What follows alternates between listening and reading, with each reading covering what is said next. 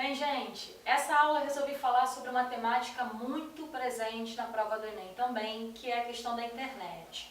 Se você perceber, nos últimos exames, é muito comum aparecer questão que aborde a relação da linguagem virtual, o quanto isso interfere nas relações humanas, a praticidade, muitas vezes, gerada a partir de recursos utilizados ali pela internet. Por exemplo, você pega às vezes questões que trabalham informações, que trabalham, por exemplo, com questões políticas de privacidade, ou questões que buscam muitas vezes falar sobre interatividade, que é outro assunto bastante comum. Então, pensando nisso, eu elaborei algumas questõezinhas e uma delas eu vou fazer agora com vocês, que fala justamente sobre como a internet interfere diretamente na nossa vida hoje. A questão é a de número 3 do material, que partia de uma charge em que você tinha ali um casal sentado à cama, e eles estavam literalmente com os seus respectivos laptops no colo e com um beijinho, como se um estivesse dando boa noite para o outro, só que por meio do computador. E aí, dentro dessa temática, a questão falava o seguinte: a charge analisa a influência da internet nas relações humanas.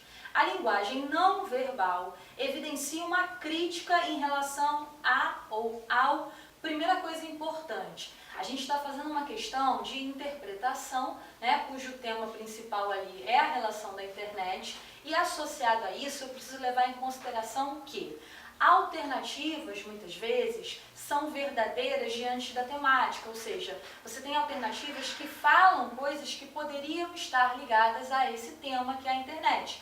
Porém, a gente tem que prestar muita atenção no comando da questão. Ou seja, ser verdade, ou seja, falar algo que não é tão absurdo, não significa necessariamente ser o gabarito, visto que ela tem que ser válida também. Ou seja, o que é ter validade? É literalmente responder ao que está sendo perguntado. Então, quando eu falo sobre a linguagem não verbal, eu preciso me concentrar no desenho. Analisando o desenho, eu tenho um casal na sua cama, cada um com seu computador no colo, se despedindo por meio da máquina. E aí eu coloco como possíveis alternativas. A letra A fala assim: manipulação gerada por esse meio de informação. A internet manipula? Sim. Isso pode estar associado a uma crítica? Sim. Só que é exatamente esse o foco da charge? Acho que não.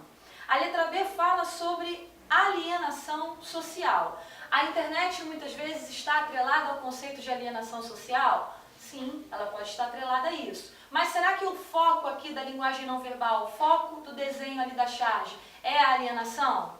Não me parece. A alternativa C fala: futilidade enfrentada por casais modernos. Você tem um casal moderno? Sim. Mas será que o foco é a futilidade?